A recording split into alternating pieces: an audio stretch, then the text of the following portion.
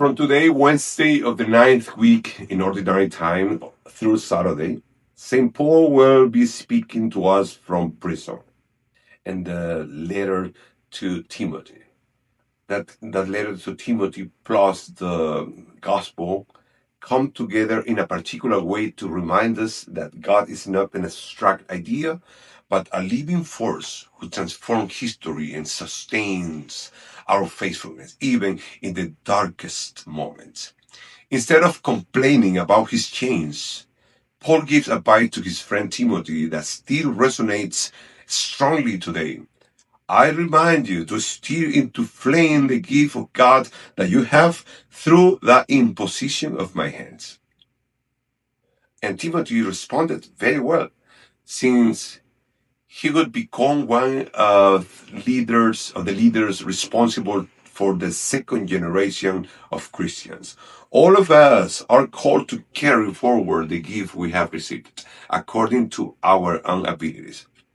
The Holy Spirit is always there to help us, so let's not be afraid.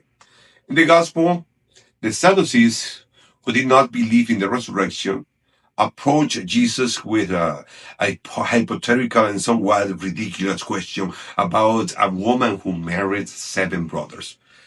They tried to trap Jesus with a human logic when speaking about divine mystery.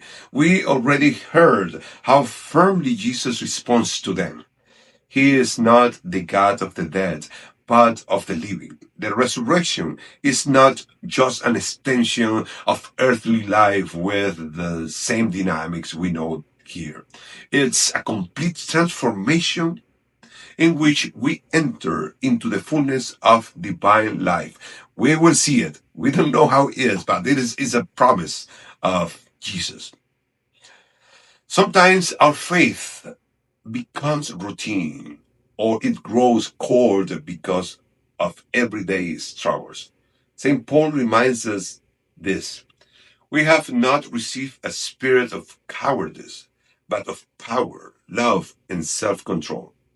We should never be ashamed to bear witness to our God. Suffering for the sake of the gospel has meaning because we know in whom we have placed our trust. The church presents us today in its liturgy the memory of the Ugandan martyrs. Charles Lwanga and his young companions perfectly represent the both readings today, or embodied the readings today. They place their faithfulness to God above the immoral demands of that local ruler, knowing with certainty that physical death was not the end. They did not have a spirit of cowardice, and they gave their lives when they were martyred. They were killing them. They prayed and remained not only firm but happy in their faith. Like Paul, they knew in whom they had placed their trust, and they fully understood the promise of Jesus. God is a God of the living.